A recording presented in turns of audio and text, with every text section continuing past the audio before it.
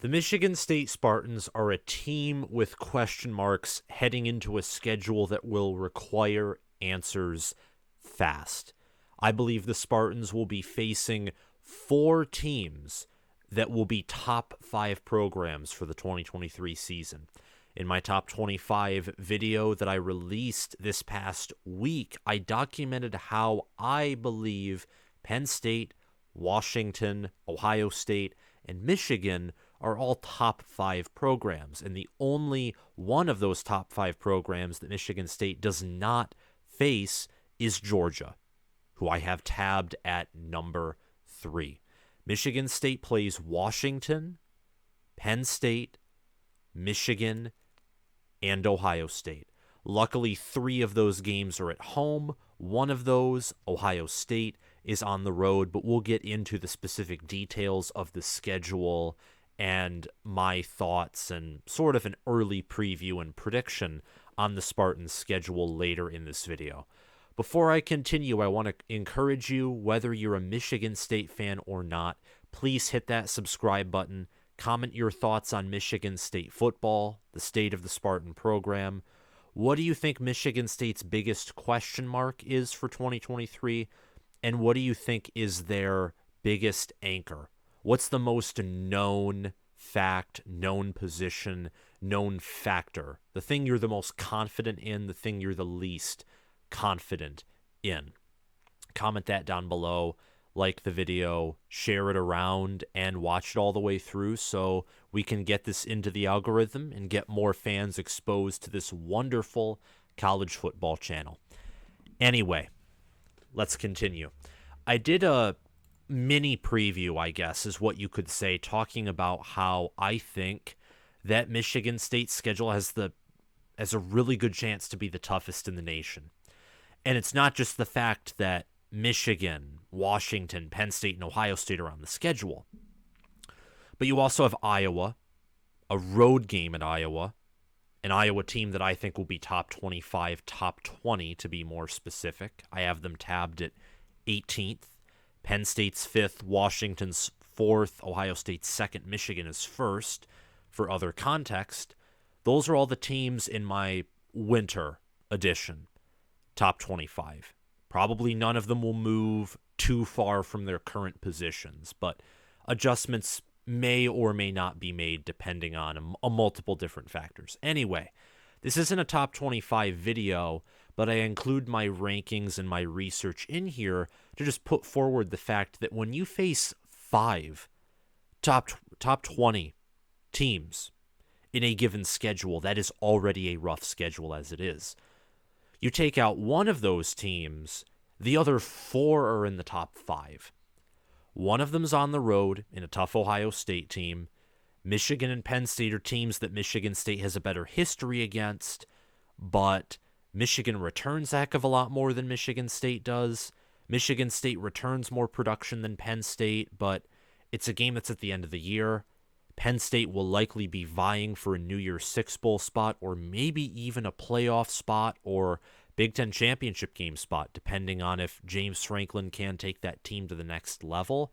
And Washington, the way that Washington plays football and their passing offense matches up very well with what has been an MSU defense that is very weak in the pass, very susceptible to the big play through the air. They were also susceptible to the big play through the ground this past season in 2022. Though their 2021 Scotty Hazelton defense was known for being very stout against any kind of run game, whether it was against Michigan or Ohio State's O-line or Indiana's O-line. The 2021 Spartan defense was known to be good against the run. But this is a very tough schedule. And you pair that with questions surrounding coaching, whether it's from the head man himself and Tucker, or the coordinators, Jay Johnson, Scotty Hazelton, position coaches, Harlan Barnett, Chris Kapilovic, Ross Ells, special teams coach, whether it's strength and conditioning. Michigan State suffered from an abnormal amount of injuries this past season. They prepared poorly for a 2 or 3 time zone change trip against Washington arrived there late Friday, and that has to do partially with strength and conditioning. So there's questions at staff. There's questions on the depth chart. Mel Tucker has announced at least, and I think this is a very good coaching move, that every position's open competition, letting the players battle it out and observing them, not protecting anyone's job, which you should never do that after a losing record. Payton Thorne, there's questions there, whether Noah Kim or Caton Hauser can do a better job. Jalen Berger, he's the only constant at running back as Broussard's off to the NFL. Elijah Collins is going to do, I think, better things just because he'll get more carries at Oklahoma State, not be a part of a running back rotation. But Nathan Carter and Jaron Mangum, they might prove themselves to be better than Berger, possibly. Offensive line has been a mess under every year, every season of the Tucker era. They finally have some returning production there, and if they're healthy, this O-line unit could be the best in Michigan State football history in quite some time. Probably the best since 2015, maybe 2017, I think. Wide receivers, probably the best position, but they still lose Jaden Reed. Luckily, leading receiver and unit workhorse of a player, Keon Coleman, returns. It's same thing with Maliq Carr at tight end. The defense, hampered with injuries. They lose Xavier Henderson, Amir Speed, Ronald Williams, Kendall Brooks. They lose a large portion of their secondary, which I think is probably a better thing than not. If I was a Spartan, I would much rather lose from the secondary than from the defensive line or the linebacker core, which Quavarius Crouch and Ben Van Sumeren are the only players lost from the linebacker core. Jacob Slade and Jeff Pietrowski are the only players lost from the D-line. Pietrowski was injured for most of the year, was a non-factor in 2022. Very solid player in 2021, though. Jacob Slade was probably the best player on the defensive line, outside of maybe his counterpart on the right defensive tackle area, Simeon Barrow Jr., who will probably be the best defensive lineman for Michigan State this coming season. So a lot of questions on the depth chart, on the staff, and the schedule will require those answers. And the schedule will require those answers sooner rather than later, as Washington, as most of you know, is only the third game on the schedule. After two games, it's just like last season. After 2 games, Michigan State immediately has a test in his face. It's not like Michigan's schedule, not even like Ohio State's this coming season. And Ohio State and Michigan, I think both will probably have tougher schedules than they did this past season, especially with Ohio State being that they have to travel on the road at Notre Dame and at Michigan and at Wisconsin. They have more road games than usual. They get another game or two to warm up and make mistakes before they travel into their first true contest. And they have a lot more talent than Michigan State does. They can underperform, and it won't cost them as much as it does Michigan State. Michigan State is Washington September 16th. And it's not just the fact that the schedule requires answers soon, but Michigan State is in the middle of the road of the Big Ten in returning production. They're number 6. They're one place ahead of Ohio State, who's at 7. They're just behind Indiana, who's at 5. And Ohio State's deeper talent and recruiting classes that always reside in the top 8, mostly reside in the top 3 or 2, more than compensate for the sliver of recruiting production edge that Michigan State has. Michigan State's 45th in overall returning production. They return 80% of their offensive production, 56% of their defensive production. And I think that is actually something that's underrated. I will say, last year when Michigan State was a little higher in returning production, I called it into question because a lot of that returning production was from the secondary, a very weak unit. When a unit is that weak, that poorly coached, you do not want to see large returning production numbers there. There's a lot of returning production on offense, quarterback, running back, wide receiver, some at tight end, some at O-line, wide receiver and quarterback. And I'd say skill positions on offense have been some of the better coached in the Mel Tucker era, especially when you look at 2021 with Thorne, that being by far his best year, him setting some Michigan State records, and then the wide receiver room this past season and in 2021, and obviously Kenneth Walker in 2021 as well. So having nearly top 10 returning production on offense, I think will help with this schedule.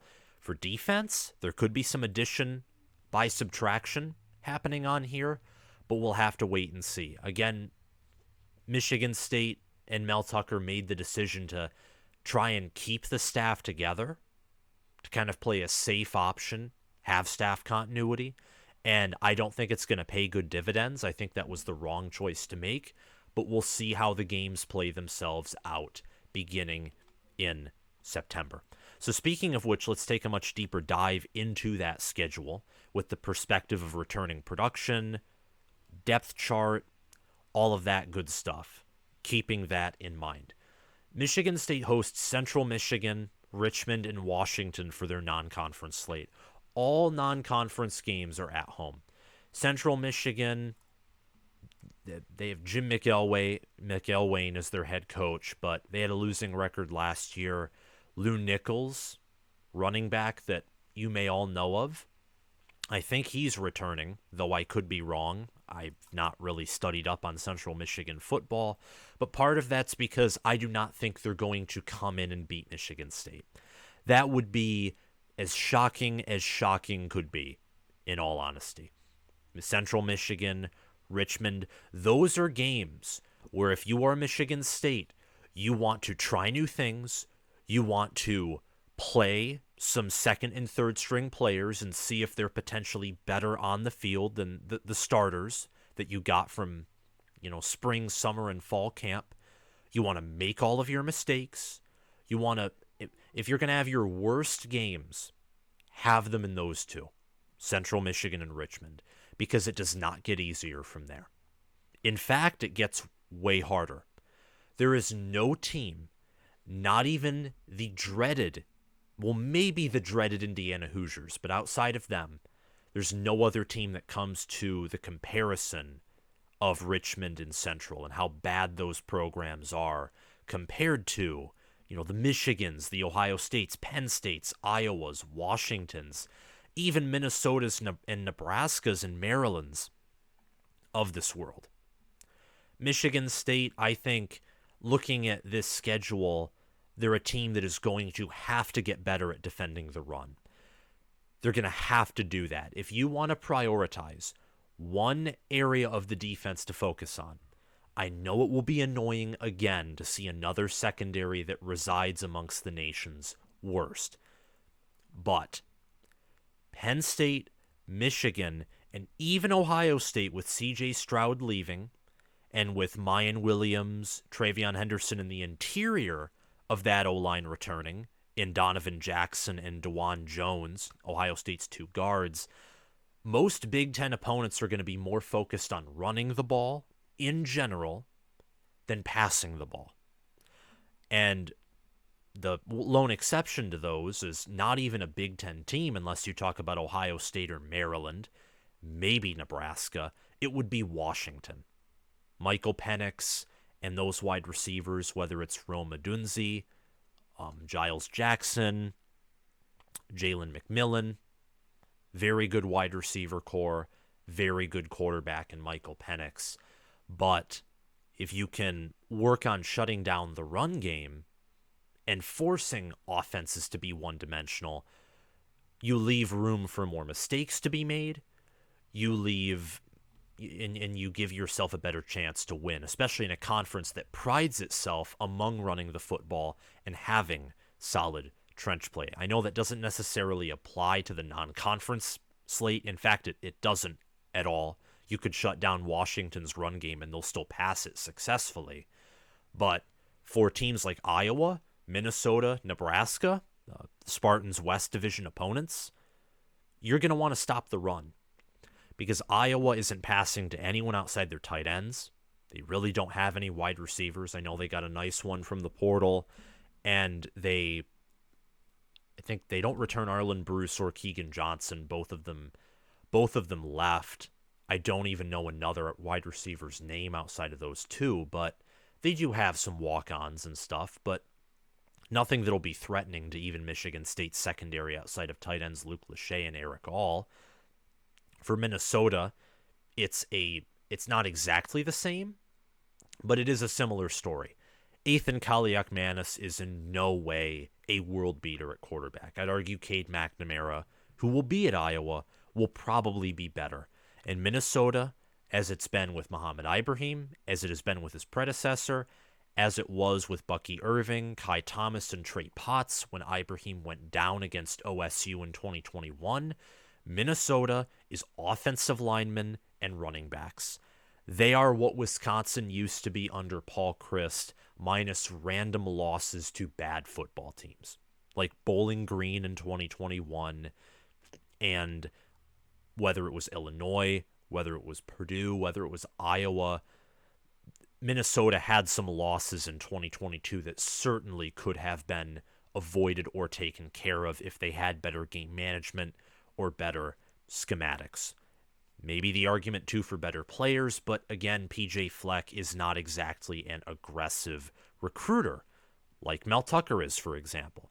Nebraska, it's a home game, but Nebraska's Anthony Grant. They return some players on the offensive line with Casey Thompson at quarterback, Marcus Washington at wide receiver, and then a guy like Eric Gilbert who could be a wide receiver tight end hybrid, sort of like a Darren Waller guy to make an NFL comparison. Might not be the best comparison, but just breathe with me. I think Nebraska will be more of a passing team, but we will have to wait and see, of course. But when you have a guy like Simeon Barrow from Michigan State, I don't understand why you wouldn't want to prioritize more on stopping the run. And they have potential at pass rush. Simeon Barrow, 4 sacks, 40 total tackles, 1 fumble recovery. He'll no doubt be the leader on that D-line. Aaron Brule and Jacoby Windman were 3rd and 1st in sacks for the team, respectively.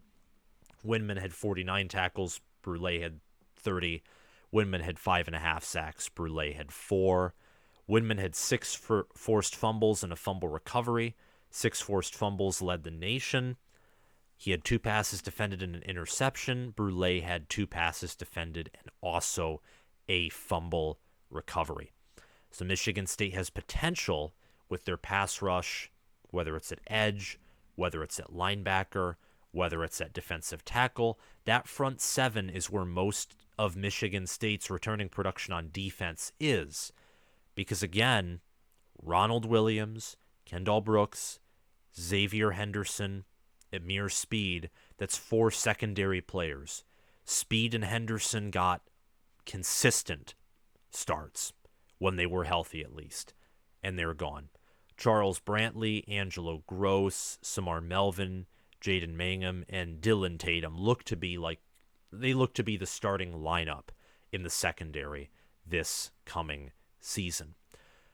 MSU is one of the nation's worst schedules, and by worst I mean if you're a fan of Michigan State or if you can show any empathy to Michigan State, which despite being a Michigan fan and current student, I can, Michigan, Ohio State, Penn State, Washington should be top 5. That's dreadful.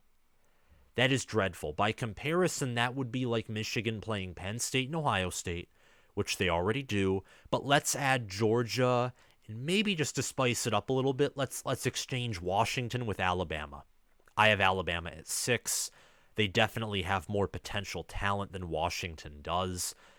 Michigan playing Ohio State, Penn State, Georgia, and Alabama would make me furious. That would be... Part of me would think in my mind, let's do this. Let's get to competing. But that'd be one tough schedule. For even Michigan, who I think will be the nation's best team in 2023, that'd be one tough schedule to play. Playing 4 top 5, top 6 teams.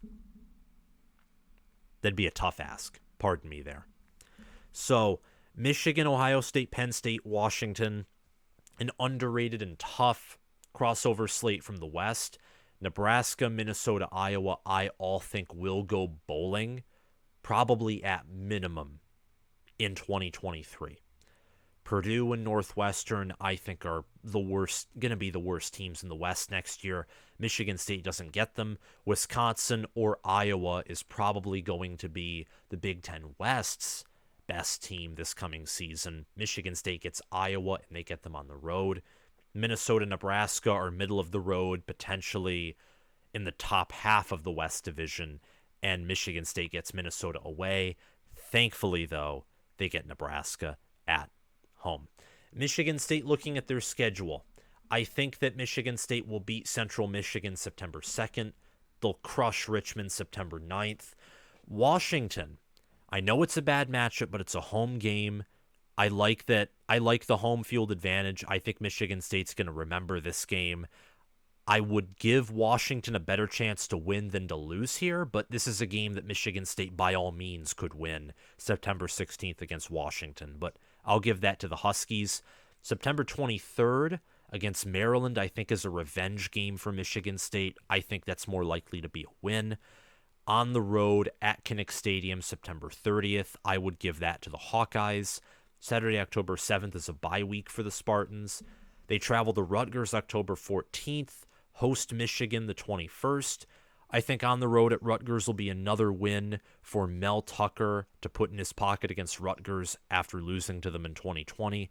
I think the Michigan game will be a game that is much closer than many Michigan fans or many college football fans will want to admit, but I think Michigan will pull it out on the road. At Minnesota, I think will be a surprising win. Michigan State returns more production there. They have superior talent. They'll have the superior offense and quarterback play. That'll be October 28th. At home against Nebraska will be a good game.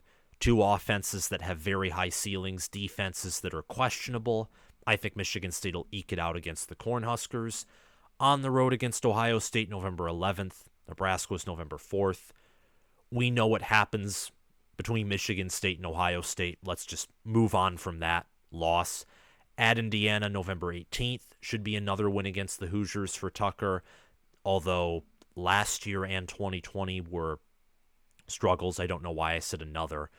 November 25th, hosting Penn State. It should be another game that's competitive, but that Michigan State falls short in. Guys, I don't think Michigan State, outside of the OSU game, is going to be blown out or non-competitive for more than 2 quarters in all of those losses. I just don't see it. Ohio State, it makes sense. They naturally match up well with Michigan State. It's on the road, and the talent gap is just humongous. It's absolutely humongous. Plus, I think Ohio State has a mental stronghold over MSU. But Washington, it's a home game, not so big of a talent gap.